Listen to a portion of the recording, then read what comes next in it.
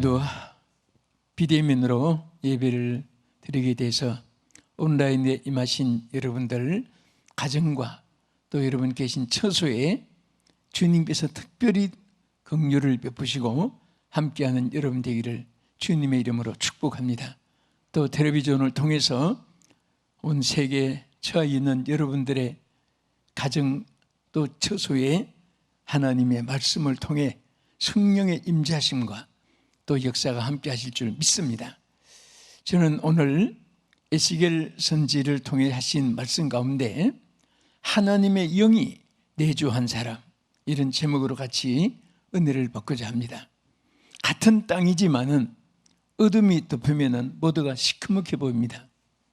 빛이 비치면은 찬란하게, 태양이 비치면 먼지도 빛이 난다는 말이 있습니다. 오늘도 우리 주께서 성령으로 조명하시면서 여러분 안에 주의 성령이 내주하심을 받는 여러분 되기를 주의 이름으로 축복합니다. 오늘 에스겔서 이 11장에 나타난 이 본문 전체를 보면요, 그 이스라엘 백성과 예루살렘이 지도자를 세웠습니다. 근데 이 지도자들이 전부 다 악을 행하고 악한 일을 행하게 되므로 하나님이 저들을 징계하는 내용들입니다. 그리고 다시 저들이 하나님 앞에 다 모든 것을 버리고 청산하고 하나님 앞에 변화를 받아서 새롭게 하나님의 영의 내주하심을 받기를 간절히 소원하는 내용들이 기록되어 있습니다.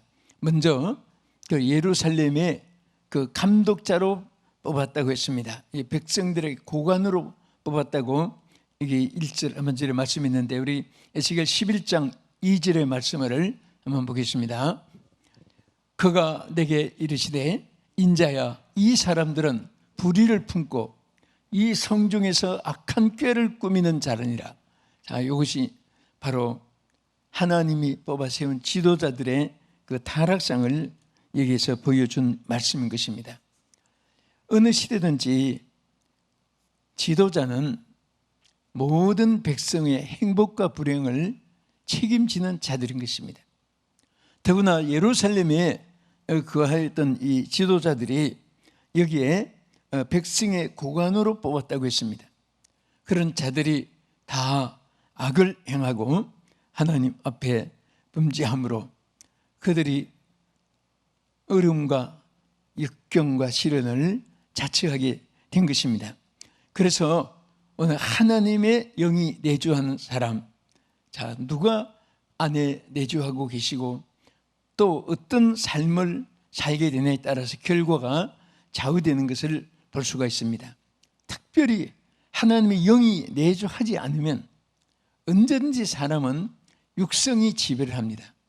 하나님의 영이 지배하지 않으면 악한 영이 지배를 합니다. 착했다가도 악하게 됩니다. 선했다가도 또 의로웠다가도 불의한 자가 되어지는 것입니다. 그래서 항상 성령을 소멸치 말라고 했고 성령이 여러분 안에 늘 내주하셔서 늘 여러분들의 주인이 되고 인도자가 되고 지켜주심을 받는 여러분 되기를 축복합니다. 그래서 에스겔 11장에 보면요, 하나님의 영이 역사하는 일에 대해서 1절에는 하나님의 영이 나를 이끌어 올렸다고 했습니다. 또 5절에 가서 보면은 하나님의 영이 내 안에 내게 하나님께서 이렇게 역사하고 내주하는 사실을 또 말했고, 또 하나님의 영이 19절에도 새 영을 주어서 하나님이 영이 지배하는 이 사실을 말씀했습니다. 또 23절에서도 보면은 하나님의 영이 이끌어서 환상 중에 하나님의 세계를 보여주었다고 했습니다. 그러니까 에스겔 같은 선지자도 한순간도 하나님의 영의 지배를 받지 않고는 하나님의 그 모든 뜻을 분별할 수가 없었습니다. 그러나 하나님의 영이 임하였을 때 하나님 뜻을 분별하게 되었습니다. 여기서 바로 하나님의 영이 내주한 사람은 첫째로 하나님의 뜻을 분별하게 되는 줄 믿으시기 바랍니다. 사람이 알지 못해서 선택을 잘못해서 불행하게 되는 사람, 행복하게 되는 좌우길이 갈려지게 되는 것입니다. 그런데 우리 사람의 지혜와 경험 가지고는 우리의 삶이 매일 주어진 새로운 세계에 거기에 그것이 법이 될 수가 없고 룰이 될 수가 없습니다.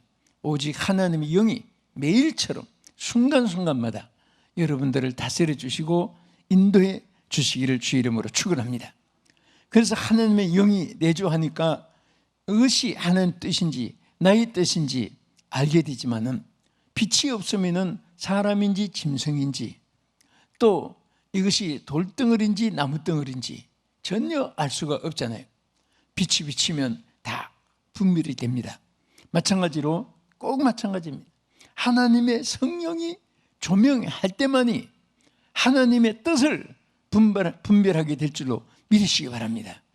이스라엘 사람이고 예루살렘에 거하는 사람으로 얼마나 이 사람들이 또 거기에다가 여기 말한 대로 고관들로 뽑았던 사람들이 바로 악을 행하고 불의를 행하고 이랬으니까 백성들은 얼마나 더 악을 행하겠습니까? 그래서 이것이 바로 하나님의 영이 없으니까 하나님 뜻을 분별하지 못하기 때문인 것을 지적해 주고 있는 것입니다. 우리 신약에 와 사도 바울이 로마서 12장 2절에 이렇게 말씀했습니다. 너희는 이 세대를 본받지 말고 오직 마음을 새롭게 함으로 변화를 받아 하나님의 선하시고 기뻐하시고 온전하신 뜻이 무엇인지 분별하도록 하라. 할렐루야. 이것이 바로 우리 신앙생활의 가장 중심이 되는 본질이고 같습니다. 바른 신앙은 하나님의 뜻을 따라 사는 것입니다.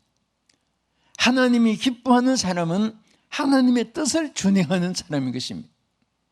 우리의 생활 속에 매일매일 자기에게 어떤 소득이나 또 어떤 자기의 행불행을 그것을 인생의 삶의 기본으로 생각하면 안 됩니다.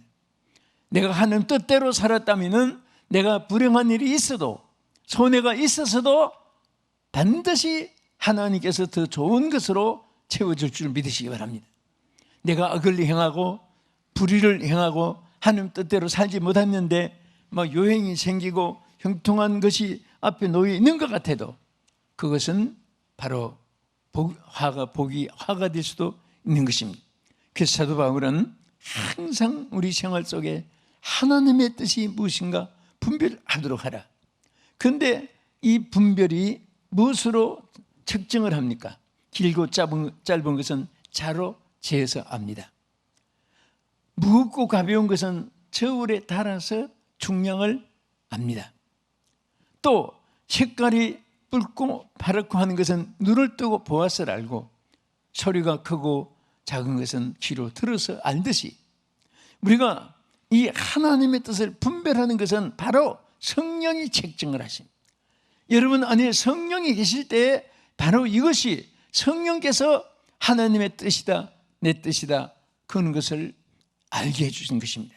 그래서 오늘 이 시대에 많은 사람들이 재앙을 만나고 또 전염병으로 고생도 하고 지금 온 세계가 너무너무 아픔을 당하고 있습니다. 그런데 절대로 원인 없는 결과는 없습니다. 동기부여라는 말이 있습니다. 어떤 동기부여를 통해서 결과가 이루어지는 것입니다. 오늘 이 땅에 많은 사람들이 죄악을 범하고 하나님을 거역하고 하나님의 사람들을 목을 잘라 참수를 순교를 당하게 피를 흘리게 하고 기독교를 박해하고 십자가를 부수고 교회를 부수고 파괴하고 예배를 금지하고 이런 행위들은 전부가 오히려 모든 재앙들을 초래하는 통로가 되는 것이고 이런 일들로 인해서 역사 속에 얼마나 많은 비극이 이 땅에 왔습니까? 그런데 세상 사람들은 오히려 더 역행을 합니다. 더 악을 행하는 것입니다. 그래서 하나님은 뭐라고 했습니까? 머리부터 발끝까지 매로 맞은 흔적뿐이오늘 더욱더욱 매를 맞으려고 악하게 행하느냐고 책망을 했습니다. 오늘 우리는 매일 생활 속에 주여 내 주의 뜻대로 행하게 하옵소서. 이 세상은 보이는 것이 죄악이고 들리는 것이 죄악입니다. 우리가 로마서 13장 보겠습니다. 사도 바울이 이렇게 말씀을 했습니다. 또한 너희가 이 시기를 알거니와 자다가 깰 때가 벌써 되었으니 이는 이제 우리의 구원 처음 믿을 때보다 가까웠습니다. 밤이 깊고 낮이 가까웠으니 그러므로 우리가 어둠의 일을 벗고 빛의 갑옷을 입자. 낮이와 같이 단정히 행하고 방탕하거나 술 취하지 말며 음란하거나 허세하지 말며 다투거나 시기하지 말고 오직 주 예수 그리스도로 옷 입고 정욕을 위하여 육신의 일을 도모하지 말라. 자, 이것이 우리 분별된 생활입니다. 어차피 우리 성도들은 이름 그대로 구별됨을 받은 사람. 구별되지 않으면 여러분 흰 옷을 입거나 옷을 깨끗이 세탁해서 입지 않았을 때는 어두운데 연탄재 뒹굴어도 표가 안 납니다. 입이 더러워져 있으니까. 여러분들이 목욕을 안 했을 때는 아무데나 뒹굴거나 관계가 없어요. 그러나 깨끗이 목욕을 했을 때는 여러분 오염되지 않게 흙탕물에 하나라도 씻어내고 하잖아요. 오늘 우리는 이 세상은 전부 다 마비가 돼갑니다. 마치 하면 감각이 없어지듯이 사탄들이 다 양심에 마비를 시켜가지고 화인맞게 만들어가지고 이것이 죄악인지 이것이 저주인지 불행하게 되는 길인지 죽음의 길인지를 알지도 못하면서 행하고 있습니다. 그러나 우리는 이 시기를 바로 알고 여기 뭐라고 있습니까? 밤이 깊고 낮이 가까웠으니 그랬습니다. 밤은 뭐예요? 밤은 어두운 것을 말합니다. 밤에는 도둑들이 일을 하는 시간입니다. 밤은 사탄들이 역사하는 시간입니다. 온갖 죄악들이 관영해지는 이 시대에 우리가 그리스도인들만은 뭐라고 있습니까? 그리스도로 옷을 입고 예수 그리스도로 옷을 입고 할렐루야 정욕을 위하여 육신의 일을 도모하지 말라. 항상 우리는 예수의 사람입니다. 여러분 계신 곳에서 이 자리에 계신 여러분 한번 따라하세요. 나는 그리스도의 사람이다. 예수의 사람이다.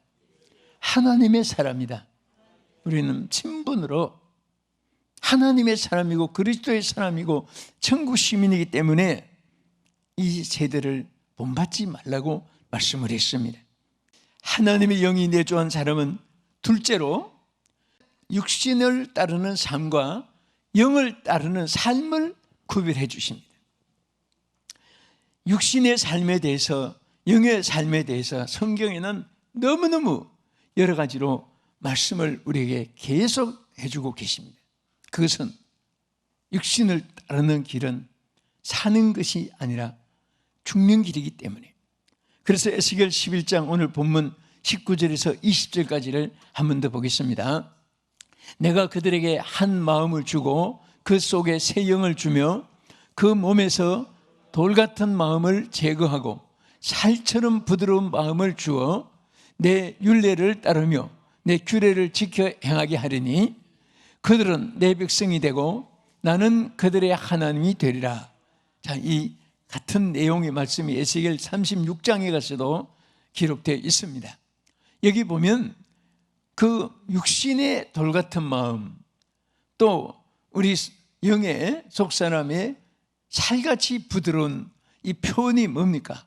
이것을 쉽게 말하면 육성과 영성을 구별해서 한 말입니다. 육성을 표현하면서 돌 같은 마음이라고 있습니다. 돌은 감각도 없고 굳어지고 딱딱하고 강팍하고 잔인하고 그렇습니다.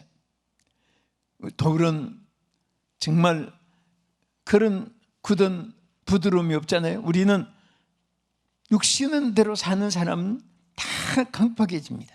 솔직히 외면으로 외식으로 가장을 하고 표현을 안 해서 그렇지 성경적으로 보면 다 그 속에는 아주 이 돌같이 굳어져 있습니다. 강팍합니다. 아주 악성이 강하단 말입니다. 혈기, 분노가 강하단 말입니다. 쥐약으로 굳어져 있단 말입니다. 그래서 이런 마음을 위해서 하나님이 그대로 부숴버리고 그대로 던져버리는 것이 아니라 그 마음을 부수기 위해서 뭐라고 했습니까? 내가 내 영을 준다. 내가 새 영을 그 속에 주겠다. 오늘 그 영이 임하기를 축원합니다. 그 영이 여러분과 저를 모두를 다스리기를 주의 이름으로 축복합니다. 하나님의 영은 강팍한 마음도, 돌같은 마음도 솜같이 부드럽게 해주십니다. 그래서 이사야를 통해서 뭐라고 했습니까? 오라 우리가 서로 변론하자. 너희 죄가 주홍 같을지라도 뭔가 같이 흰눈같이 희게 해주겠다. 너희 죄가 진홍같이 붉을지라도 양털같이 희게 해주겠다. 이것은 하나님의 치유를 의미합니다. 하나님의 변화의 역사를 우리에게 약속해 주신 것입니다. 여러분과 제가 항상 하나님 안에 있음으로써 여러분들이 돌같은 마음도 정말 온유 겸손하게 살아갈 수가 있습니다. 그리고 하나님의 정말 이 흰눈처럼 양털처럼 하나님의 은혜를 입고 살아갈 수가 있습니다. 우리 로마서 8장 5절 이하의 성령이 이런 마음을 어떻게 역사하는가 보겠습니다. 육신을 따르는 자는 육신의 일을, 영을 따르는 자는 영의 일을 생각하나니 육신의 생각은 사망이요 영의 생각은 생명과 평안이니라. 여기에 나타냈지요. 자, 여기 육신의 일, 영의 일 잘 구별했습니다. 그래서 이 육신은 어떤 형체만 소유된 것이 아니라 생각 속에, 보이지 않는 생각 속에도 육신의 생각이 잠재 있고, 또 영의 세계도 생각 속에도 영이 보이지 않는 가운데 지배하고 있는 사실을 나타냈습니다. 그래서 여러분들이 괴롭고 피곤하고 속상하고 막 그냥 의욕이 상실되고 막 그럴 때가 왜 없겠습니까? 하루에도 얼마나 많이 스쳐가는 그런 것이 우리 인생입니다. 그때마다 성령이요, 하나님의 영의 생각이 여러분을 지배하여 달라고 기도하십시오. 하나님께서 성령으로 여러분을 다스려 주므로 육신의 생각을 억제할 수가 있습니다.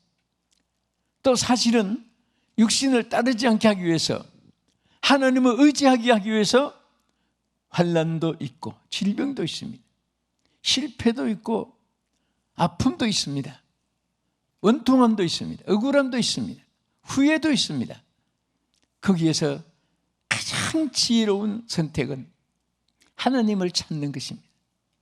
가장 지혜로운 길은 하나님께 맡기는 것이고 주님을 의지하는 것인지도 믿으시기 바랍니다. 그래서 육신을 따르면 육신의 일을 생각하게 된다 그랬어요. 영을 따르면 영의 일을 생각하게 되니까, 자, 결과는 뭡니까? 육신의 생각은 뭐라고 했지요? 사망이요. 영의 생각은 뭐라고요? 생명과 평안이에요. 우리 하나님의 성령이 정말 주시는 이 평안은요, 실패 속에도 하나님 주신 평안은 실패가 되지 않습니다. 또 고통과 아픔 속에도 영이 주는 생각은 그것이 그 영의 기쁨을 빼앗아 갈 수가 없습니다. 그래서 우리는 항상 하나님의 육신의 법에서 얼마나 대배고 결박당하고 그 속에서 우리들이 헤맬 것이 아니라 하나님의 성령이 역사해 줄 때 기쁨이 여러분들에게 올 줄로 믿으시기 바랍니다. 자, 끝으로 하나님의 영생을 소유하게 하기 위해서 하나님의 영에 내주하는 사람이 되어야 됩니다. 다시 말하면 하나님의 영이 내주하는 사람은 어떤 사람이 되느냐? 하나님의 영생을 소유하는 자가 됩니다. 아멘. 우리 성경 말씀 한번 보겠습니다. 사무엘상 16장 14절에 보면은 두 영이 역사하는데요, 하나님의 영이 떠나니까 악신이 들어가서 번뇌를 하게 한 사울의 모습이 나타납니다. 한번 보겠습니다. 여호와의 영이 사울에게서 떠나고 여호와께서 부리시는 악령이 그를 번뇌케 한지라. 자, 이 사울이 하나님의 영이 함께 했을 때는 왕이 됐습니다.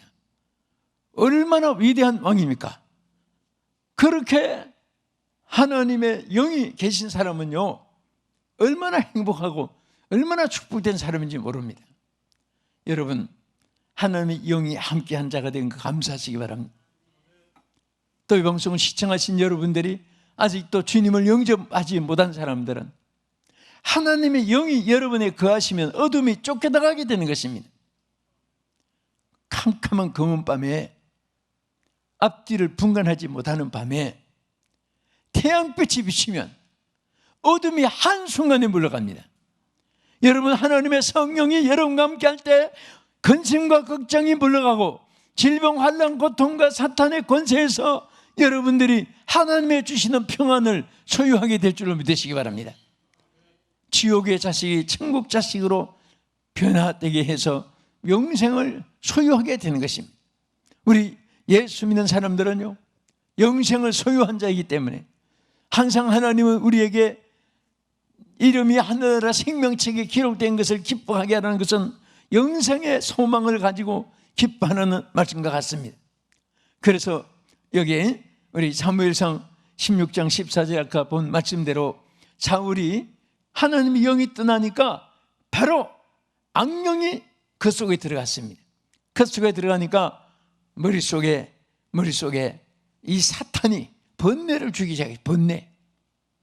오늘 여러분에게 번뇌가 있는 분들 계실 거예요.